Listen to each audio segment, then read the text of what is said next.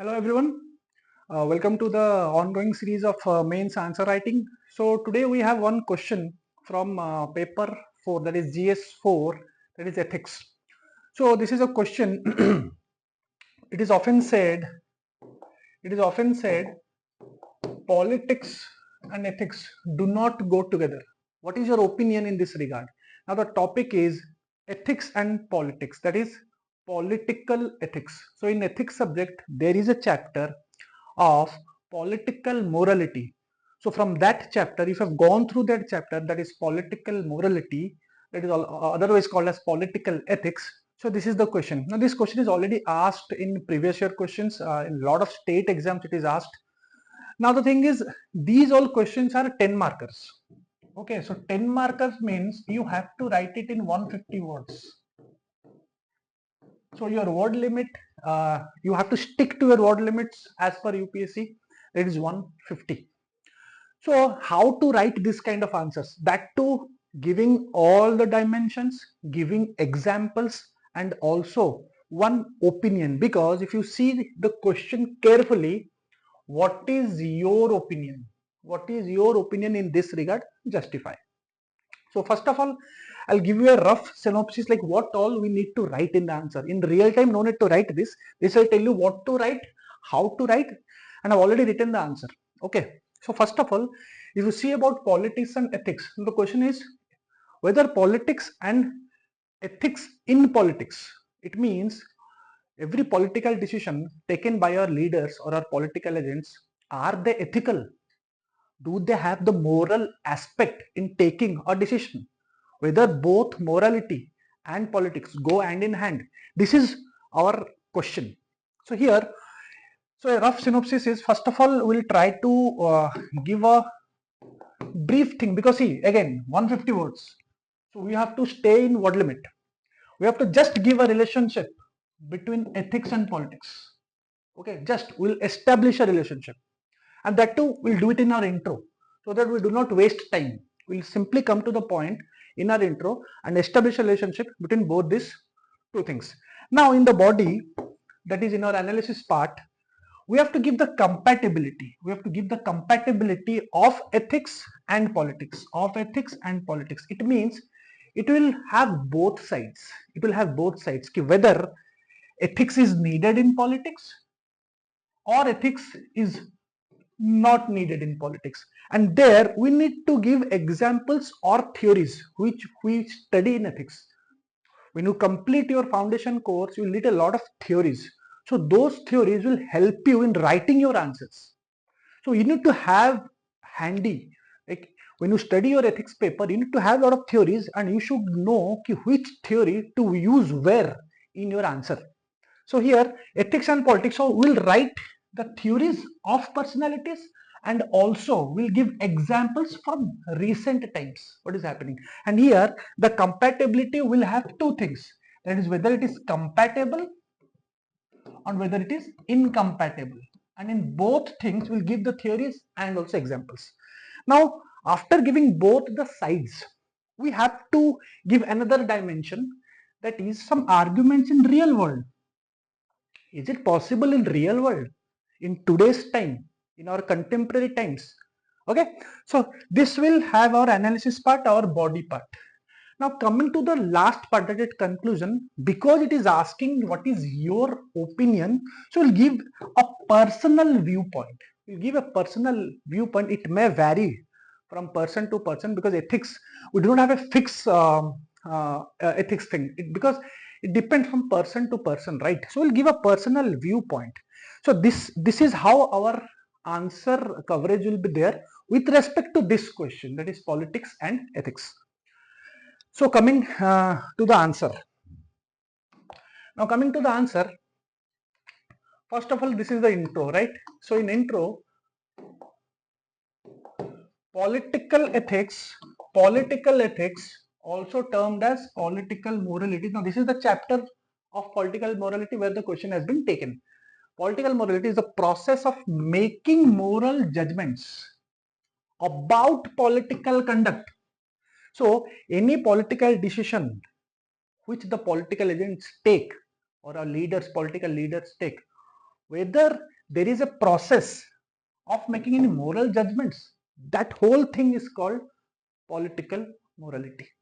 So it's the use of moral judgments to direct behavior and decision making process for the benefit of the society. Anything, any decision taken by our political leaders are for the benefit of the society.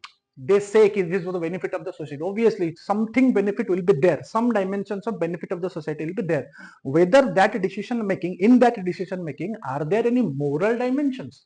This is what is called public morality or political ethics. So here in 2 lines, we have established the relationship between ethics and politics. That is basically it is the meaning. Basically, it is the meaning. So we cannot waste time or waste our words here because again 150 words. Okay? So this is how in simple terms we have mentioned it is the moral judgments about political conduct. Fine.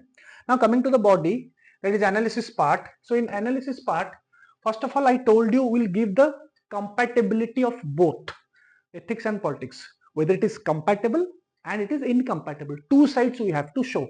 First of all, here I have shown it is incompatible. Politics and ethics incompatible. I clearly told you in our rough synopsis we have to give theories, of personalities and also examples, both sides, compatible and incompatible. So here first of all I'm giving incompatible. Again there is a shortage of words, 150 words max to max. You can go for 170, 180 max. You cannot go more than that because it's the stipulation of UPSC. We can't help it. So here just in basic thing like I've shown here, there is a theory, Machiavelli theory. So here in this theory, this person has given a theory on politics, ethics and religion. Politics, ethics, religion. So you can use that theory whether there is a question about ethics and religion, politics and religion. This theory can be used. But as far as this question is concerned, we'll give his statement or his connotation or his interpretation about politics and his theory on politics and ethics. Will not cover here religion because religion is another aspect. If the question comes, you have to write. So here Machiavelli theory says ethics has no place in politics. In politics, there is no place for ethics. Okay. Interest of the state justifies everything.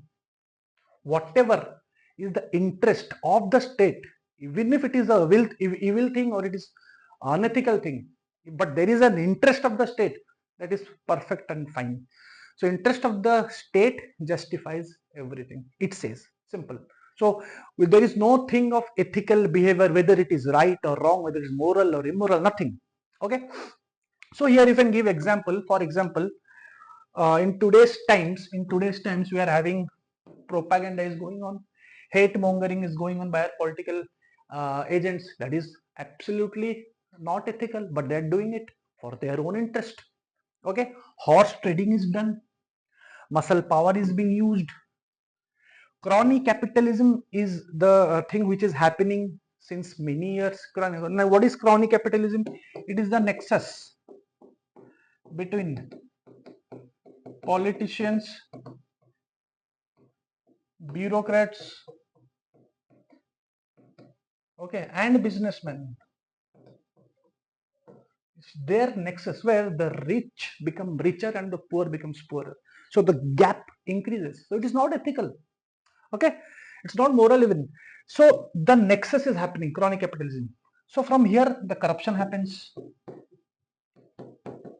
So in today's time, these are the examples where it is saying for their own benefit, for the state interest, they're doing it. For their own interest, they're doing it. Some people are gaining from it, some people are not gaining from it. That is a separate thing, but they're doing it. So this is one kind of, so obviously it is incompatible. We are giving one viewpoint. Okay. Now coming to the another viewpoint, that is ethics and politics are compatible. Okay. So again, if it is compatible, we have to give examples of personalities, some theories. So here, Mahatma Gandhi, Nelson Mandela. So these are the people who told before the unwavering commitment to ethics. Unwavering commitment to ethics in politics. Ethics should be there in politics. And Gandhi always talked about morality. Even Gandhi's Swaraj talks about self-rule plus the morality aspect. Okay, and also ethical ideas of justice, peace, tolerance. This should be added in politics if you are considering ethics part. Now, here I have given some dimensions of ethics in politics. What are the dimensions? Now, no need to write it because you do not have word limit. So you have to give it in this way. Okay. So the dimensions of ethics in politics are: one is individualizing foundation from an individual level, one is binding foundation. Okay.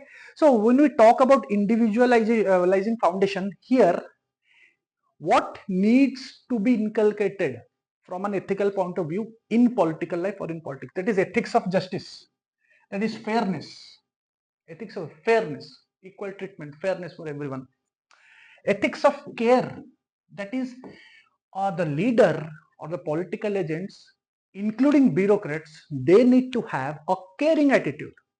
Caring, here you can write they should have a compassion, empathy, everything you can write here. That is ethics of care. Okay. Now binding foundations: loyalty, respect. Okay, so loyalty, respect, it like feelings like patriotism, obedience, etc., etc. From a community level. Okay, so like as a country, everyone should have that patriotism feelings. They should be obedient. Okay, and also one more dimension is purity or sanctity. That is ethics of divine or divinity.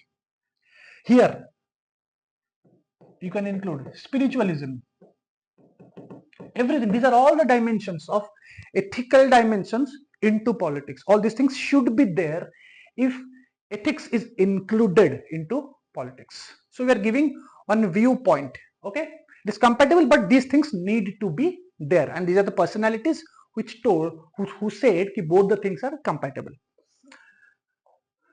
Now coming to the arguments in real world. Okay, arguments in real world. So in real world, if you see, politicians are to be effective in real world. They have to be effective in today's world, real, and cannot be bound by moral rules.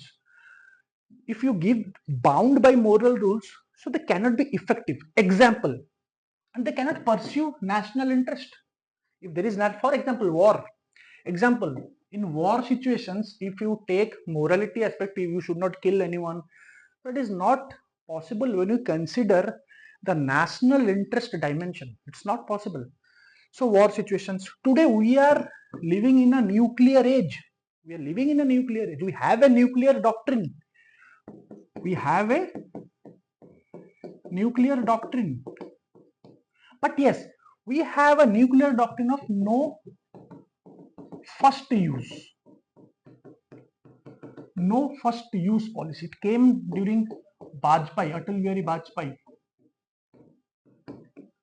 2002 or 2003. It means it is balancing. We are using, but we will not use it first. If somebody attacks, we will retaliate. It means we have a no first use policy, but yes, we have nuclear.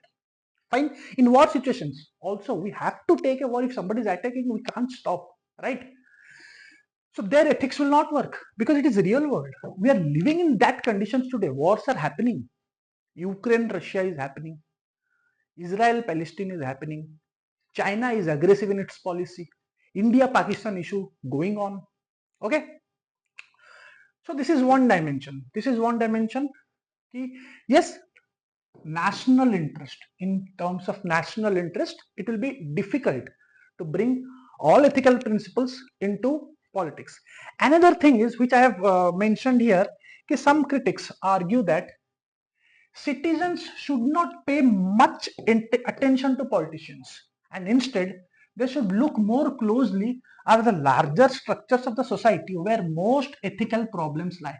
What I'm trying to say here is, some critics say that citizens should not look more into, they should always look into the political things, but should not look more, should not pay more attention to the politician, and instead they should look more into the society where most of the ethical problems are there. In society, we have the real ethical problems in our own society, which only we can change. That is where more problems lie. So the citizens should not look more into the political thing and should look more into the society thing, where the ethical problems lie, so that they can behave as agents. The citizens can behave as agents of change. They can only change if they are ethical. So they should not pay more heed to the politicians. Instead, they should be more uh, ethical and moral and can bring a change in a society. That is what here the real world arguments I have given from two dimensions. One is from a citizen point of view, that is individual point of view. One is political point of view from a national interest dimension. Two dimensions I have given. Fine. Now we have completely given all the dimensions, but the question is, in conclusion, you have to give one kind of opinion. Okay, you are giving different dimensions. You have not given opinion. Here I am not giving my opinion. I am giving different dimensions which are happening from different points of views. From citizen point of view, some critics are saying that is from a national interest point of view, from a Gandhian point of view, from Machiavelli point of view. So finally, to conclude, it would be prudent to balance both the dimensions and inculcating more moral or ethical principles into political decision or political domain or political decision making. And moreover, the more important thing is, it is high time the political agents should be moral, should bring some moral values into them or ethical principles into them. So, and moreover, it is high time at least the political agents inculcate ethical behavior within them for the development of the society. Now, when I talk about political agents, it includes everything: politicians, bureaucrats, any public officer, because they are the one who work, right? So they should inculcate first moral and ethical values within them, so that they have all the values of compassion, empathy. So then only the society can develop, our welfare activities can happen, it can reach its highest potential. So the thing is, it is not absolute key politics should not include ethics or ethics should be included. It can't happen in real world. So it is better to give some values, and at least as from an individual level you become ethical, so that automatically it will show in your decision making. That is what is the need of the hour. So this is how we wrote the mains answer for ethics. We'll come up with another question in our next video. Thank you.